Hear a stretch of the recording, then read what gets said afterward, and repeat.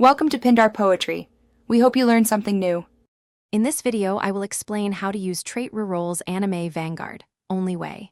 Start by identifying which unit benefits most from a reroll and note its current trait distribution.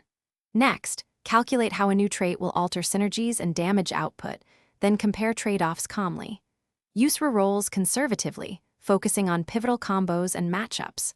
Always keep backup plans if rerolls don't produce the ideal trait outcome. Deciding when to reroll can change a game, so watch for synergy thresholds and acute weaknesses. If one reroll turns a weak unit into a combo finisher, it's often worth the cost. Conversely, don't waste rerolls on cosmetic or marginal gains that won't affect combat outcomes. Save rerolls for moments where a single trait shifts your power curve significantly and coordinate with your overall build plan to maximize impact. Set clear priorities before spending rerolls so you act decisively under pressure.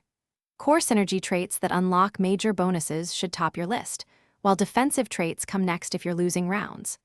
Damage boost traits are valuable once sustain and positioning are stable.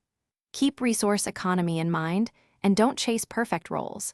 Achieving reliable, repeatable improvements beats gambling for an ideal trait in most matches.